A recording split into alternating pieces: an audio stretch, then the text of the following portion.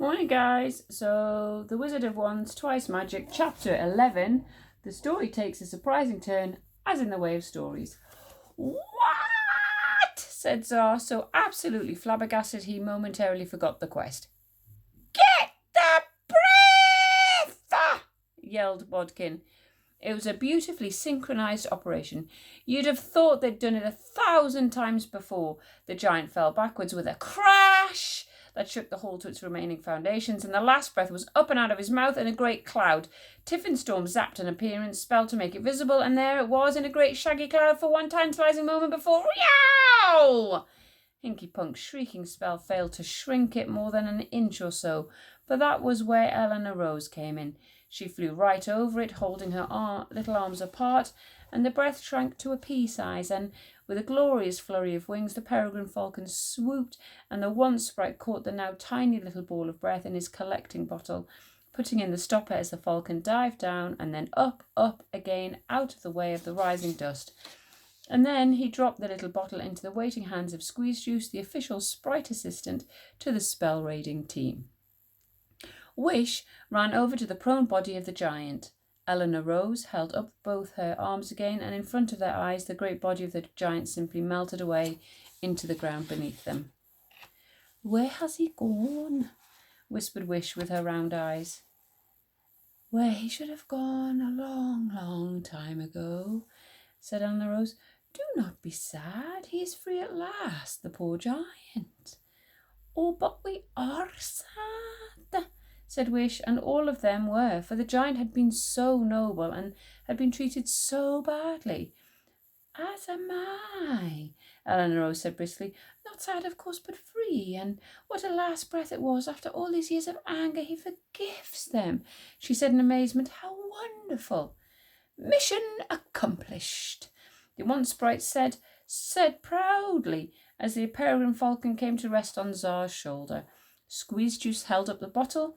There, right in the middle, was a small, odd-looking round thing, curled up in on itself like a flower. The sprites let out a great hissing cheer. The wolves and the snowcats howled their appreciation. "We is spell raiders!" The wolves capered up and down. The snowcats chased each other round the dinner plates. Lonesome sat down and howled. The only one who wasn't dancing gloatingly around the giant dinner table in glee was Tsar, which was remarkably unlike Tsar, who was normally gloater-in-chief. It was as if he, having to sit quietly for 5 minutes without fidgeting, had been such an effort that he was about to burst out now with his real feelings. "It should have been a revenge breath," said Tsar crossly. "What use is a forgiveness breath? Even a giant one if you're fighting witches, the greatest peril the world has ever known." It was only Tsar who had failed to understand the true meaning of the story. For most of the others in the room, the story had thrown all the pieces of what they knew up in the air, and when they came down again, everything had changed. Stories can change lives, and this one was one of those stories.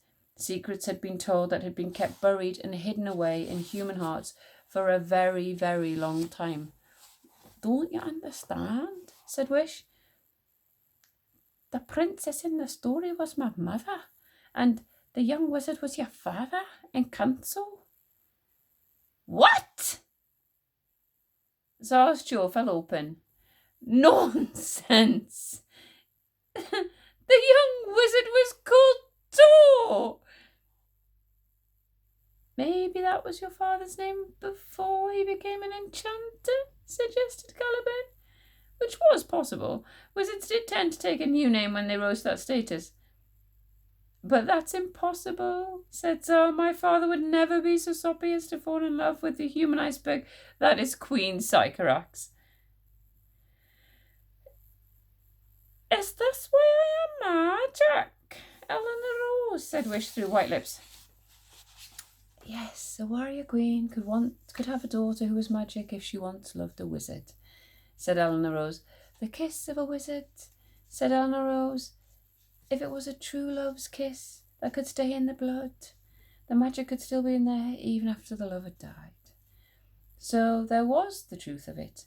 Once, long ago, Sycorax and Encanto had been in love, and Sycorax had taken the terrible spell of love denied, and the love had died.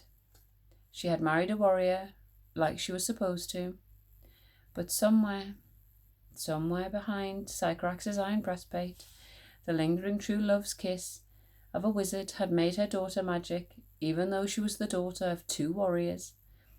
Oh dear, oh dear, oh dear, oh dear, oh dear, moaned Caliburn. They broke the rules, and rules are there for a reason.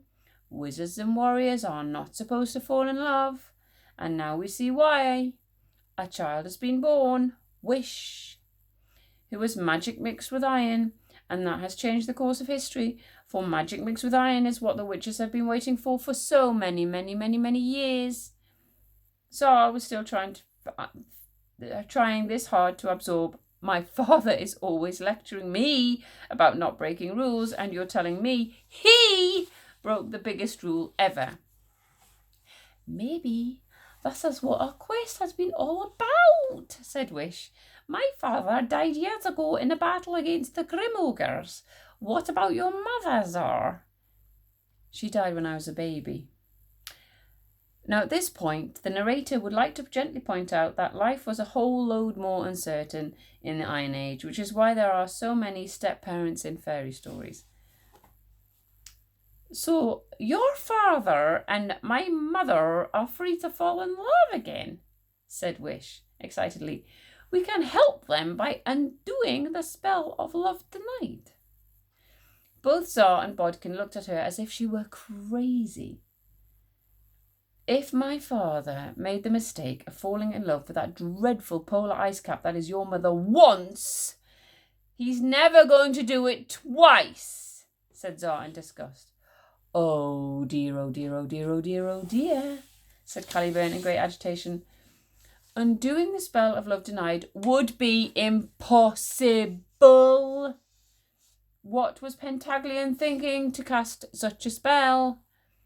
Eleanor Rose sniffed disapprovingly. Yes, sometimes it is the ones who think they are wisest who are in fact the most foolish. You're never too old to learn. Now, goodbye, little humans and other funny creatures, she said. Oh, don't go, cried Wish. We really, really need your help, and you never told me where my spoon was. Do you know? I do know, agreed Eleanor Rose. Oh, cried Wish. Please tell me where he is. I can release it for you, but after that, you should leave here as quick as you can, warned Eleanor Rose. Us frost sprites are not really supposed to interfere with the affairs of the humans, you see, which is one of the reasons I can't kill that, she said, gesturing upward, for that really would be interfering. And besides, I made that a promise. What is that? Said Bodkin, looking up at the ceiling where he thought he could see something. He wasn't sure what that something lurking up there was. They hadn't noticed before, but whatever it was, dripping, one small drop every minute or so, like a stalactite in a cave. Drip, drip, drip. Bodkin, moved forward, peering upward, trying to see what it was. And just as Bodkin was staring upward, something rather larger than a drop of water melted from the dark thing it was attached to and landed on the floor with a bright, clear, ringing noise like a bell. Cling! Cling, cling, cling, cling. Something that bounced around brightly on the floor before lying quite still. Something about the size of an enchanted spoon. Wish rushed forward with a cry of, My spoon! My spoon! And she caught the spoon up in her arms. He's fine! She exclaimed in jubilant relief. The spoon was as cold as ice, but she could feel it warming and beginning to move, and the fork and the key and the pins curled around it gleefully. The key making purring noises, and even the sprites and the hairy fairies were pleased for Wish at this reunion. Zara and Bodkin patted her on the back, and the snowcats and wolves capered around in happy circles. Wish turned to thank Eleanor Rose, but Eleanor Rose had already left. Off she flew, up and away, rocketing like a tiny shooting star, pausing a moment at the rim of the battlements, and then sending down some sprite writing as an afterthought, before continuing in the direction of the north. The sprite writing hovered in front of them for a few beautiful flickering moments before disappearing too like smoke into the sea. Remember, said the sprite writing, the universe often depends on one unlikely chance. Oh, I liked her, said Wish, sighing and hugging the spoon very tight. She cared far more than she thought she did, and I felt somehow better when she was here to protect us. For, as the spoon grew warm and wriggly in her arms, she could tell by its body language that it wasn't as joyful about this reunion as it ought to have been. It seemed a bit agitated, and it was jumping sluggishly but anxiously on her hand. It seemed to be trying to point to something up above their heads. What is the spoon trying to say? Asked Tsar as they looked around themselves and realised that they were suddenly very alone in this castle with the giant and Eleanor Rose now gone. Some haunting spell had left it, and it felt peaceful and no longer sad, but also no longer alive. But nonetheless, the silence was, well, a little ominous. Why do you think Eleanor Rose said we should get out of here as fast as we can? Asked Tiffenstorm uneasily. Bodkin was slowly backing away as he looked upwards at where the frost sprite had pointed a few minutes earlier at the exact spot where the spoon had dropped from. There was something else hanging from the ceiling, like a gigantic vampire bat. A still thing, folded in on itself, quiet and malevolent, and patiently waiting. It had witnessed the story. It had hung there for weeks. It had been there all along, and they hadn't noticed it. A plotter. A planner. A thing with wings. What is that?